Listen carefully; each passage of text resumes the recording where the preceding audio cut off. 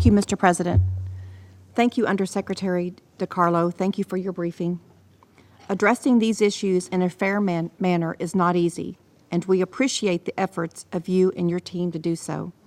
Thank you as well, Assistant Secretary Mueller, for your briefing. As I have stated on many prior occasions, if we are to see genuine progress in our work to help bring peace to the Middle East, this Council must treat this issue with greater even-handedness. Given the likelihood that we will hear continued criticisms of Israel that is unfairly one-sided, I wanted to take a few moments to shed light on Israel's contributions to the international community and to appreciate publicly all that has been overcome in making those contributions. This week and next week in New York and around the world, we will be commemorating the 75th anniversary of the liberation of Auschwitz. No one in this chamber should need reminding of the horrors that occurred just beyond Krakow and across Europe during the Second World War. These are the horrors that lead us to say, never again. While we can never forget the unparalleled horrors of the Holocaust, Israelis consistently look to the future and the ways in which they can improve the lives of all people. Israelis have won 13 Nobel Prizes, including chemistry and economics. They have improved drip irrigation technologies, which allow countless individuals in the desert environments around the world to be fed.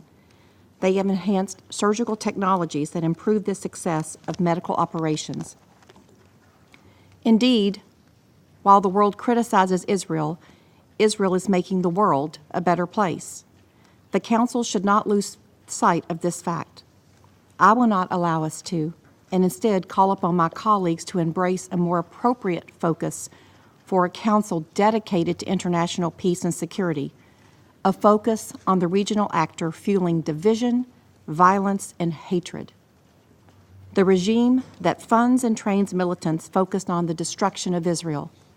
The regime that provides weapons and other support to the Houthis and Hezbollah props up the Assad regime and seeks to interfere with Iraq's fragile democracy. The regime that guns down its own citizens when they protest the corruptions, lies, and mismanagement of the leadership. And yet, despite a long history of advocating for the obliteration of Israel and aggressively undermining regional peace and security, Iran too often escapes serious scrutiny by this body. When Iran attacked tankers in the Persian Gulf and energy facilities in Saudi Arabia last year, the Council was silent. When Iran provided weapons to the Houthis and Hezbollah, the Council was silent. When Iran sought to prop up the Assad regime's brutal repression of its own people, the Council was silent. And it is not though Iran's malign behavior occurs without this Council's knowledge. It has been well documented by the UN or is simply out in the open. Our failure to address Iran's central role in destabilizing the region sends a powerfully damaging message to those seeking lasting peace and prosperity in the region.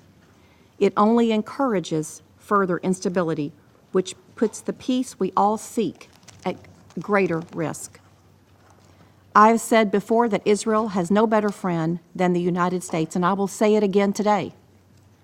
Whether it is reminding the world of what Israel has done to make the substantive contributions to global peace and prosperity, or of what Iran is doing to frustrate efforts towards peace, President Donald Trump and the American people together will do what is required to stand by our partner, our ally, and indeed, our friend, again and again. Thank you.